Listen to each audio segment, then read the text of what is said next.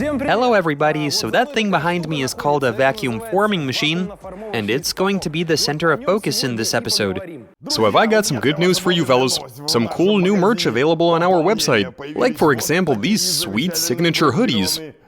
And the good news doesn't end there. The first 25 people to order these hoodies, we'll be offering them a 25% discount. And don't forget that there's a bunch of other stuff that you can order on our website. T-shirts, baseball caps, mugs, document holders.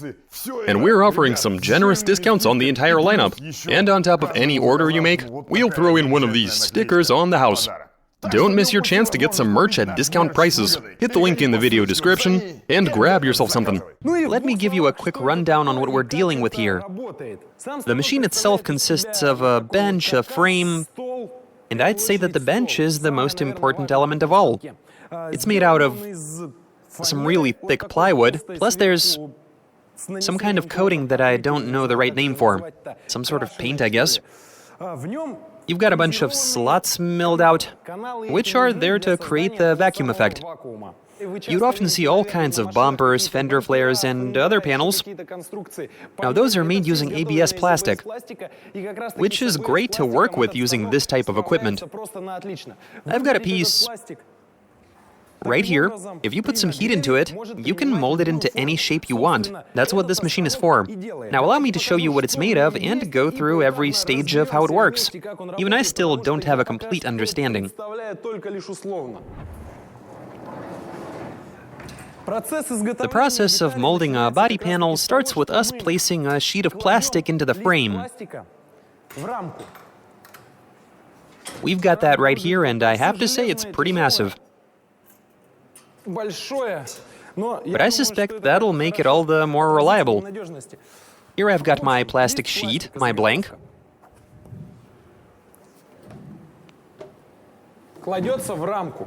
We place it onto the frame, and on the frame we have silicone seals that tightly press up against the sheet in order to secure it in place. And so now we've locked it in place.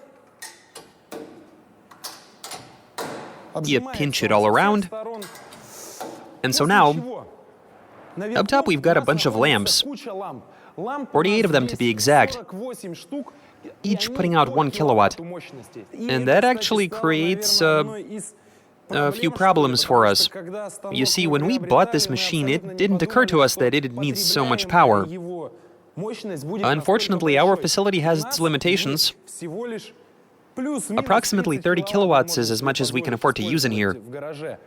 But the machine needs 48. However, there is a way out. You can see that this sheet is pretty small, 1 by 1.5 meters. And so we'll be using the smaller configuration of the machine. For this, instead of the full 48, we can flip on just 15 lamps, if we want to make small-sized panels. In order to heat the plastic, we need to lift the frame, then we switch on as many lamps as we need. If we were to place a 2 by 2 meter sheet, which is the limit of what the frame is going to allow us, we'd have to switch on all 48. But with a smaller sheet, we only need 15. It takes a few minutes for it to get up to the right temperature. This machine is capable of shaping plastic anywhere from 1 and all the way up to 8 millimeters thick. Now, as soon as the lamps put enough heat into the sheet of plastic, we place anything we want onto the bench. For instance, we can use a canister as a mold. And after that, we drop the hot plastic onto whatever is down here. Right now this isn't going to work because at the moment the machine is not powered up and the plastic is cold. That said, it's supposed to mold into the shape of whatever is on the bench.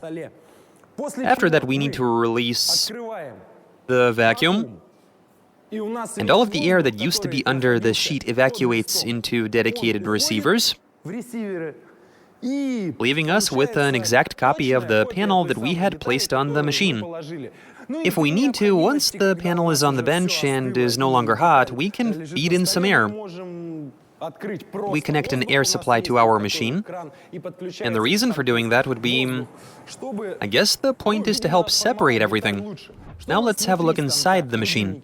All of these breakers are there in order to let you set up the circuitry in such a way that not all the lamps shine, but instead just those you need.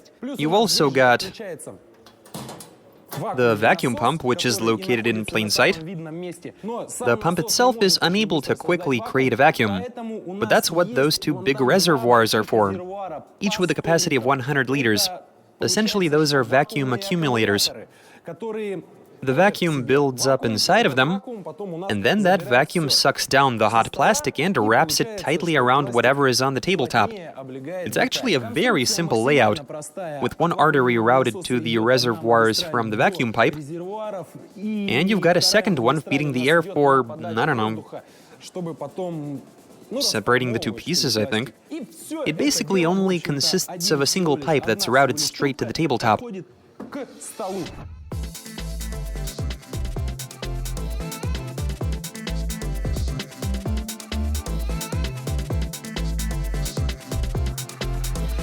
It didn't take too long for us to find a panel to replicate in plastic. Here it is, a door from a Lada wagon. The idea is to take this here door, and as to avoid it being damaged by the vacuum, we'll stuff it with some of this used-up styrofoam. So yeah, we stick these in and fill it with some regular old construction foam. Now I reckon that this should be enough to keep the door from caving in under all of that pressure. But let's try this out and see if I'm right.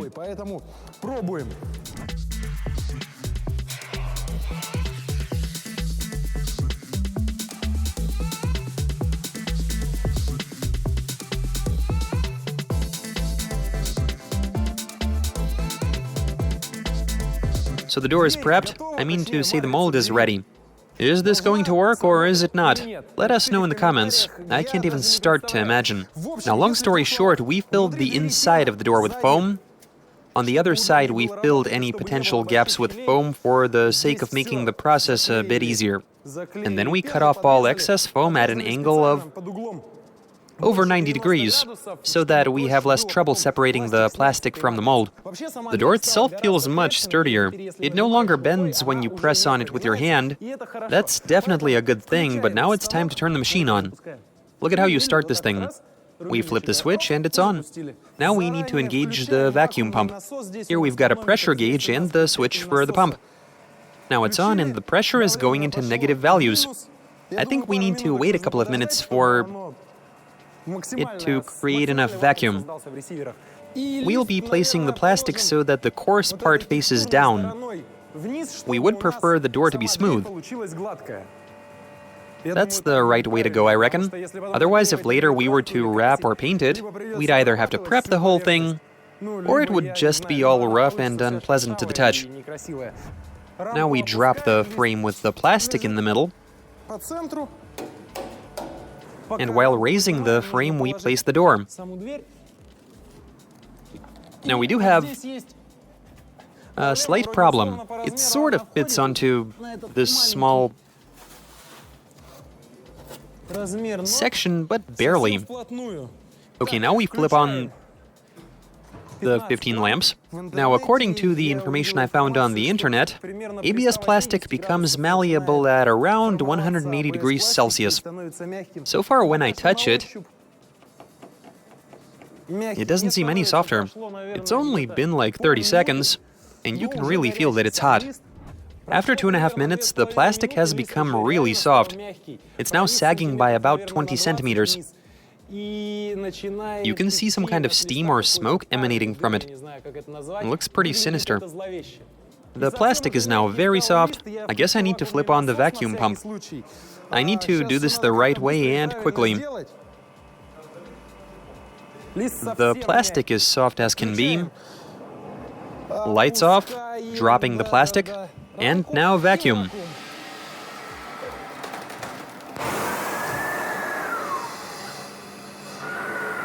I don't know exactly what that sound was, but I think it might have been glass.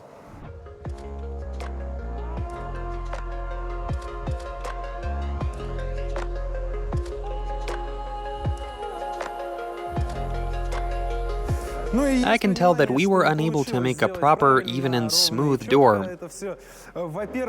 First off, I can already see a wrinkle in there. I'm guessing there just wasn't enough material to wrap around. I mean, there's literally just an extra 2 centimeters around the perimeter. I guess this door is going to require the extended table so that we have a bit of wiggle room. Okay, now I think I can see the problems we were dealing with.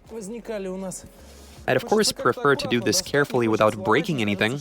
Even if the glass did shatter, I still think we can save this mold of ours. I mean, so far this is looking pretty good. Let's just extract it together with the door. And immediately we see a few problems. This might have also prevented us from stretching the plastic out evenly. As you can see, we have a breach, through which the vacuum leaked out apparently. Okay, there we are. It looks pretty nice from the inside. On the outside, it also ain't half bad. But this is definitely far from perfect, since we were unable to follow these lines. As a result, it looks a bit puffy and half-baked in this area. If the vacuum didn't leak out, I think this would have turned out pretty good, much better than what we see here.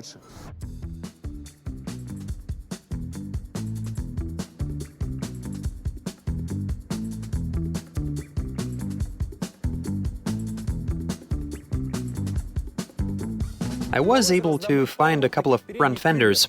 They're brand new and almost even intact, though they were dented a few times while they were being transported.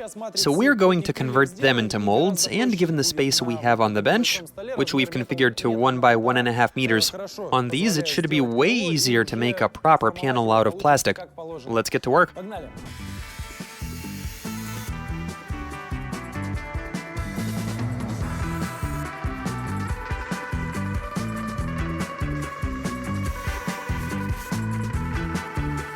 And here we have the molds for the front fenders. This time it was a much simpler job.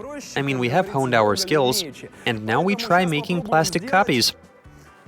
This time we'll be using 1 mil thick ABS. It really seemed to me like the 2 mil was a bit much when we did the doors. So this time it'll be 1 mil, and I've prepared some HDPE plastic, which can be heat molded and is much better than ABS in that it doesn't get as brittle when it's frozen. So it's a better material than ABS all around. Let's try using it to mold one fender and 1 millimeter ABS for the other one, and see what comes out of it.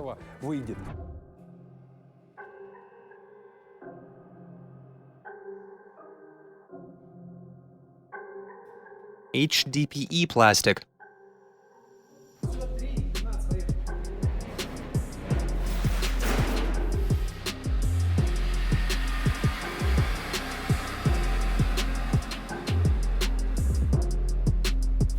We have failed. 1 mil ABS plastic. Let's try this out.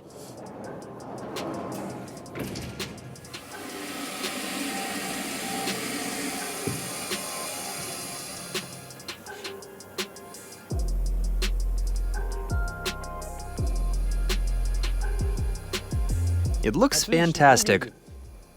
We got the right shape, but I can already tell that plucking it off is going to require quite some effort. The plastic has crushed the foam a bit. I guess I gave it too much vacuum. But overall, the fender looks really good.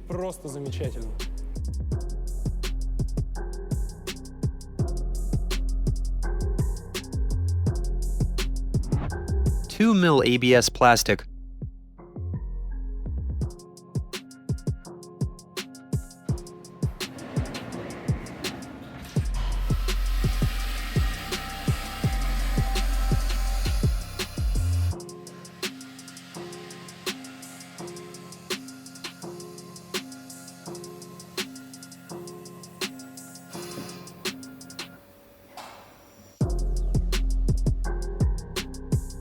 So we've made ourselves a couple of fenders, one of them using 2 mil ABS plastic. For comparison, Here are a couple of 1 mil thick fenders. The difference in rigidity is pretty amazing. This one is like a rag, though I'm sure once we rivet it, it'll look much better. It very well might behave okay on a car and not really be affected by the air current.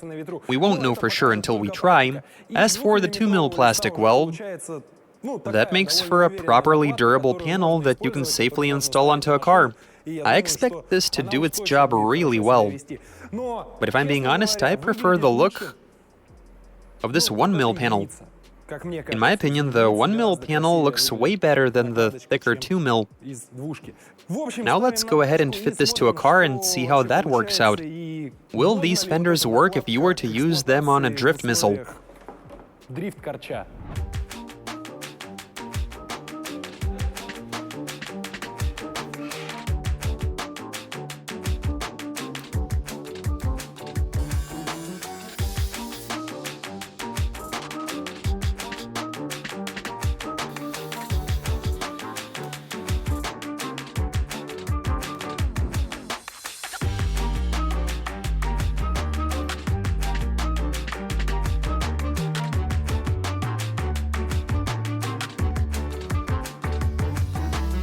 And here we are, the panels fit nicely. We used about 10 rivets for each fender, so they're on there pretty tight. At a glance, you can barely even tell the difference from a metal fender. Well, if that were to be cut and riveted just like this.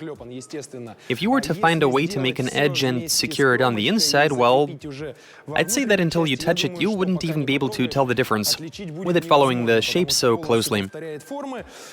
One more thing I'd like to point out in the context of drift missiles and stuff like that. When speaking of applications where you don't necessarily need the car to look good, well, these work pretty well in that sort of situation. Now it's just a matter of making molds off of all the panels so that we can make anything we need. I still don't know how the plastic is going to behave in freezing weather, how brittle it's going to become. But in any case, such panels are way cheaper to make than metal parts, even if we are talking about something like a fender. If you were to take a 1.5 by 3 meter sheet of 2 millimeter ABS plastic, so you slash that in half, and you're looking at 800 rubles, or about $10 a piece. Obviously, if you buy a bunch of them, that'll lower the price even further. Then there's the cost of electricity, let's call it 1,000 rubles. A single front fender goes for like 1,500. Meanwhile, a new rear fender for this model will cost you 10,000 rubles. And you can't find them in stock, at least that's the current situation in Novosibirsk. I'd say this is a pretty useful device. If you have any sort of experience, let us know in the comments what we can make, or which sort of plastic is better suited for the purpose. Hit us up, we'll read through your ideas. I'm sure you'll send in some good ones that would be worth us giving a try. I'm sure a lot of people might be curious as to how much that machine costs. Well, we got it at a bit under 300,000 rubles, or $4,000 including shipping. The manufacturer is located over 1,000 kilometers away from us. I think we got a pretty good deal, considering this is the biggest machine of this type that you can buy. Like I mentioned earlier, this machine is 2 by 2 meters. And that's it for this episode. Subscribe to the channel so you don't miss our latest exciting content. I'll be waiting to see what ideas you share in the comments. Thanks in advance. That'll be all. See you later.